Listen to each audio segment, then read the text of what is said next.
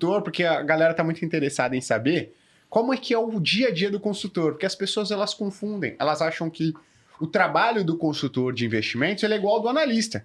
Então fica lá eu e o Ricardo, fechado, num aquário, com planilha do Excel, 2, 3 telas, fazendo conta, o cara fala, putz, isso aí não é pra mim não, cara, eu vou fazer... plaquinha na porta, não alimente os animais.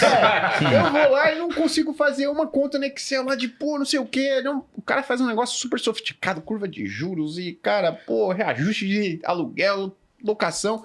Então eu queria que vocês dessem essa perspectiva de como é que é o trabalho de um consultor de investimentos, porque a galera pensa que é o trader, que é o analista de investimentos, que é o cara que fica lá na tela do computador, Warren Buffett, lê jornal todo dia, sai comprando e vendendo investimento, girando a carteira do cliente. Então, primeiro, acho que é legal a gente delimitar o que é o dia a dia, o trabalho de um consultor, né? No início de carreira, ali mais numa fase um pouco mais madura, e o cara que já tem uma carteira de clientes, como é que se torna esse dia a dia dele, né? Até para a pessoa que está assistindo aqui entender. Pô, legal, faz sentido para mim? Ou, pô, não, acho que não faz tanto. Como é que é isso daí? Pô, eu acho que o Thiagão... Eu ia falar exatamente isso. Melhor do que eu falar, melhor um consultor falar, né?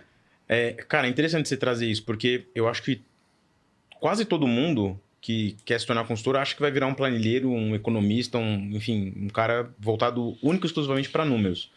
E eu me lembro até hoje, no onboarding 8 dessa lista aí de 21 que o Felipe falou... Foi um onboarding memorável, né? Foi bastante memorável, tivemos histórias ali. Agora depois eu quero saber. Mas foi muito massa, porque eu vim com essa visão. Falei, cara, eu vou ser um planilheiro sensacional. E aí o Felipe simplesmente quebrou as nossas pernas dizendo o seguinte, cara, não é isso. Vocês vão cuidar disso também, mas tem uma diligência, tem um processo de research por trás. E o que vocês têm que fazer é captar clientes, se relacionar adequadamente com os clientes, montar os projetos de forma adequada para esses clientes do ponto de vista de planejamento financeiro de longo prazo, né? De liberdade financeira e coisa semelhante.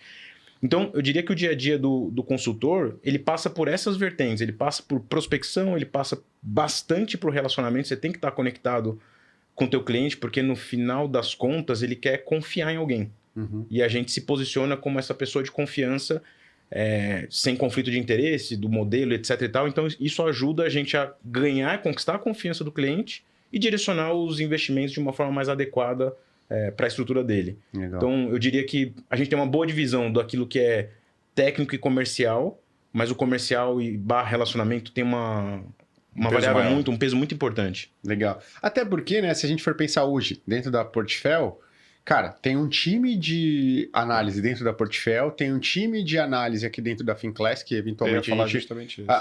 ajuda ali o time de análise da Portfel.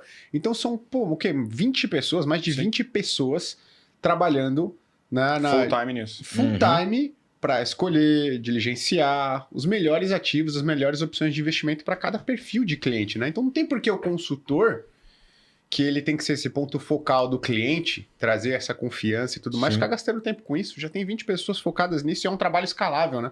Se a gente pode ter 400 consultores, eles vão beber na fonte desses 20, digamos, dessas 20 pessoas analisando o mercado. A gente pode ter 1000 consultores, eles vão estar bebendo da fonte. Se cada um individualmente fosse fazer isso, seria baita ineficiência, né? Além do que, muito possivelmente, não chegariam na mesma qualidade. Seria uma ineficiência bizarra, porque assim, imagina o dia a dia, né? Como você falou, o dia a dia do consultor. Pô, se ele tá fazendo reunião com um cliente e os outros, vamos supor que ele atenda 100. Os outros 99, né? Como é que ficam? Como que fica a análise daquela carteira? Como que fica o rebalanceamento daquela carteira, se precisa fazer ou não? Sempre tem alguém de olho. Então, por isso que existe toda essa diligência para que o consultor... E quando a gente fala, o consultor precisa ser mais comercial do que técnico, né? Principalmente eu que falo bastante do comercial ali na internet, da carreira e tudo mais. Sim e não, porque um consultor hoje, ele, no início da carreira dele, o início que eu quero dizer, os seus primeiros 24 meses. Porque é uma carreira de longo prazo, vídeo que nos Estados Unidos passa a carteira de cliente do pai para o filho. Quando a gente pensa nisso, no começo dessa carreira dos 24 meses, um consultor ele precisa ser extremamente comercial, porque a parte técnica dele é natural que não está tão apurada quanto a de vocês, por exemplo, que são analistas, ou quanto a nossa que já está há um tempo no mercado.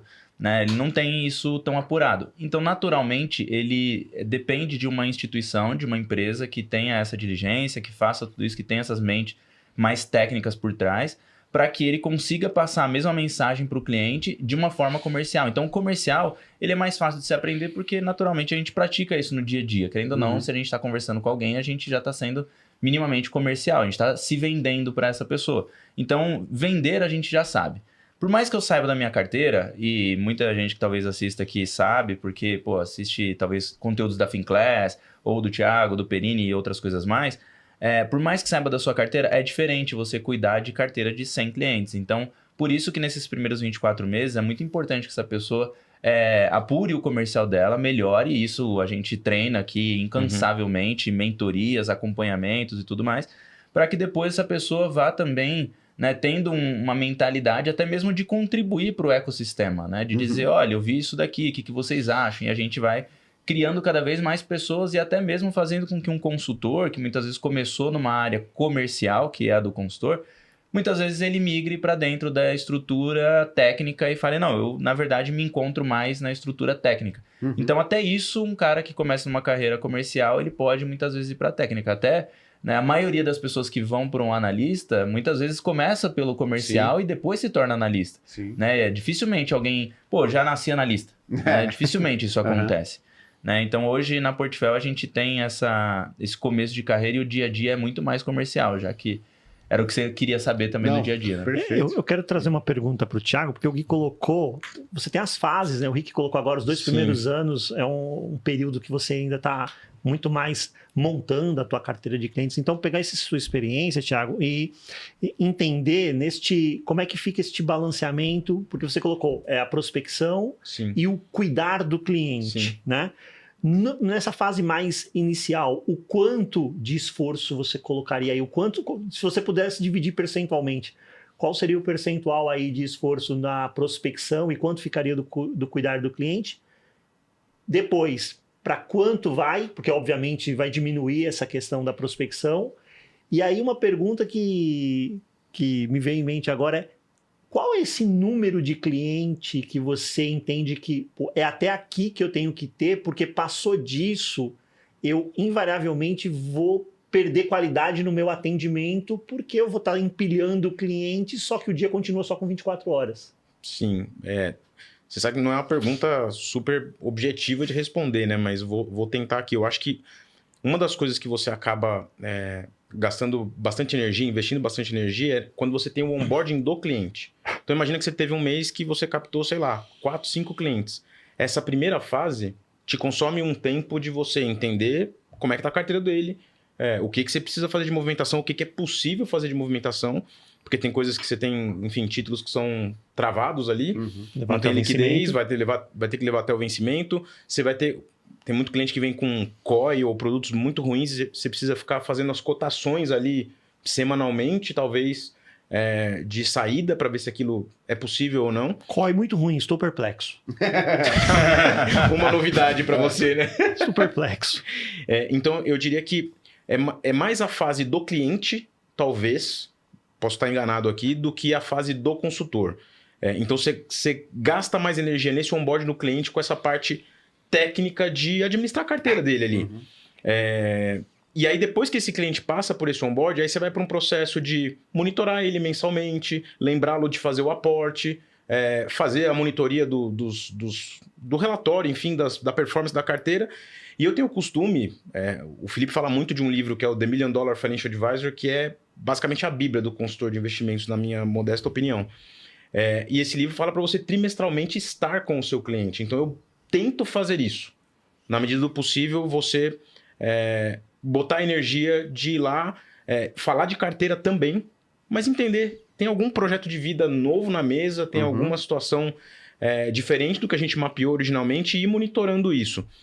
Se fosse para dividir em percentual, Ricardo, eu nem sei se eu vou acertar muito esse número aqui. Eu estou quase dizendo que é 1/3 para cada coisa. Legal. Porque você precisa equilibrar os pratinhos. Tem momento que você desbalanceia. É igual uma carteira de investimento. Você vai desbalancear para depois balancear de novo. Eu acho que tem um pouco disso. Número de clientes tem? Número de cliente é uma coisa que talvez a gente até tenha um ponto de divergência. Porque também não é uma métrica simples. O que é importante dizer? Outro dia eu fiz uma aula para o MBA de investimentos e uma pessoa me perguntou: quanto tempo você trabalha? E essa pergunta tinha um pano de fundo do tipo: putz, é um negócio tranquilo? E eu falei, ó, se vocês estão achando que a gente basicamente toma café e vai pro clube, não é exatamente isso. Jogar golfe, né? Não é essa a vida do consultor. A gente, fica bastante tempo na frente da tela, fica bastante tempo em locomoção, em reunião. Às vezes você pluga de uma reunião na outra. Então, obviamente, isso drena uma energia. E aí eu nem me lembro por que eu desviei para esse lado a resposta, mas número de clientes, eu diria que na casa de uns 100 clientes, eu, Thiago, acho que muitos consultores conseguem. Muitos consultores conseguem. Talvez não sejam todos, mas uma média ali de 100, eu diria que entre 80, 120, talvez 150, dependendo da métrica, é um bom número para ter em carteira. E não depende só da métrica, como também da produtividade do consultor, Fato. né? Então, é um pouco do que eu falei, assim, se aqui na Portfel, a gente tem toda uma equipe de pesquisa de investimentos, Sim. a gente tem tecnologia que avisa para o consultor quando a carteira do cliente dele está desbalanceada, para os consultores já tem uma carteira mais robusta, você tem um concierge, que é a pessoa que envia as ordens para você, resolve tudo para você. Então, isso, o tempo que você estaria analisando, o tempo que você estaria enviando ordens, é um tempo que agora você pode gastar fazendo o que é mais importante, que é relacionamento com o cliente. Tem outro ainda, tem o pessoal de seguro, tem o pessoal Especialista de seguros, o wealth planning. wealth planning, tem o Câmbio advogada, corporativo, tem tudo, né? Então Sim. o consultor aqui, ele consegue focar muito em relacionamento, né? E é o que efetivamente ele deveria fazer. É um pouco que você falou assim, no começo, agora ainda tem, mas muitas pessoas vêm para o mercado financeiro, vêm para a carreira de consultor especificamente, com a expectativa de ser um Warren Buffett brasileiro. E quando entra na Portfel, percebe que é bem diferente disso, tá? E a gente está falando até agora, a gente só falou sobre investimentos. E porque realmente é que as pessoas acabam falando mais no mercado, mas um consultor de elite, ele não fala só de investimentos, porque qual é o objetivo de um consultor? A maioria das pessoas, quando faz essa pergunta, inclusive profissionais, falam melhorar a carteira de investimentos do cliente. Esse não é o objetivo do consultor. O objetivo do consultor é fazer as pessoas alcançarem seus objetivos de vida. E para isso, melhorar seus investimentos é um dos pilares. Depois você tem planejamento financeiro. Depois você tem planejamento patrimonial. Então, assim, poxa, a pessoa tá... Vou dar uma coisa básica aqui, tá? Mas a pessoa gasta mais do que ganha. Às vezes, o bem que você faz em fazer a pessoa reorganizar as contas dela, que é o que a gente chama de planejamento orçamentário, cara, traz muito mais retorno do que sua carteira de investimentos. Às vezes, você tem um cliente que está investindo nos Estados Unidos, por exemplo, tem uma quantia substancial lá fora e ele está fazendo isso através de uma conta de um banco ou de uma corretora lá e não sabe que se alguma coisa acontecer com ele, o State Tax, que é o imposto sobre a herança americano, pode chegar em até 40% de tudo que ele tem. E se você investir através de uma empresa offshore, por exemplo, isso é substancialmente menor. Né? Ele pode muitas vezes economizar dinheiro do salário dele investindo através de uma previdência PGBL e ter uma tributação muito menor. Então, quando você soma todos esses pilares, que vão muito além dos investimentos, você efetivamente se torna um consultor de elite. E tem um estudo muito legal que eu gosto de citar, que é um estudo do Royal Bank of Canada, né? Um dos maiores bancos canadenses, é um banco bastante importante.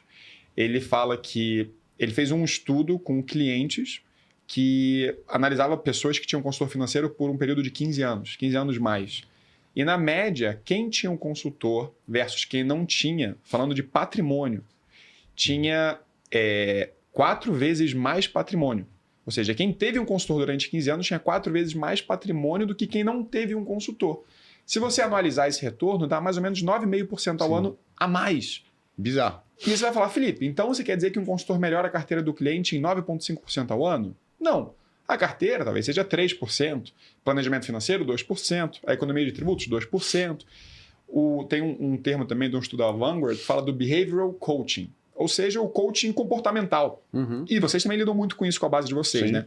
Caiu um pouco, tô desesperado, vou vender. Calma.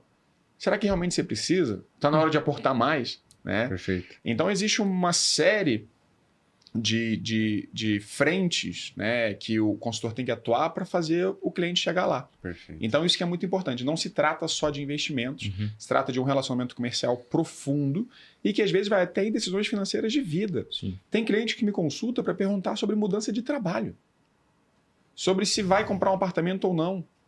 Então o consultor financeiro ele é um um trusted advisor, né? Eu uso termos americanos, né? Parece meio Faria Lima isso, mas é Não porque a parece gente... não, né?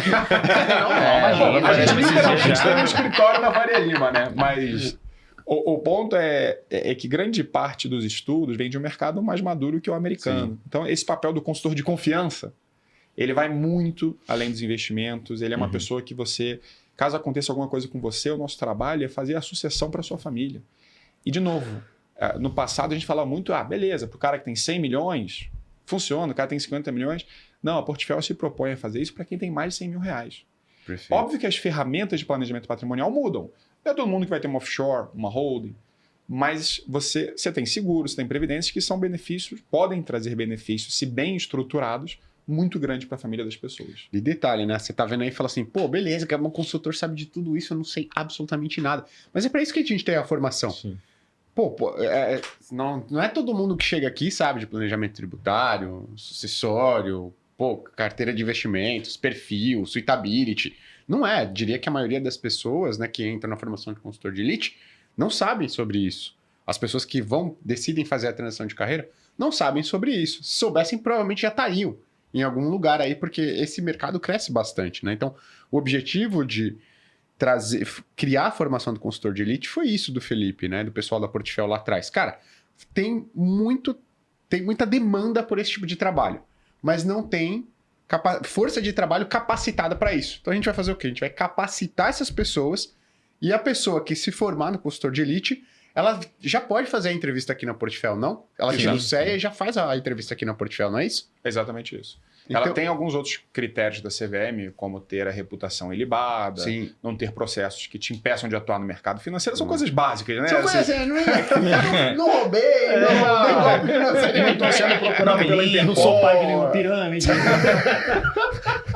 Mas então, é isso aí. é bom filtrar, é bom filtrar. falar, tá? O óbvio precisa ser dito. Exatamente. Então, cara, o pessoal da Portfólio, né, criou isso daí com esse intuito.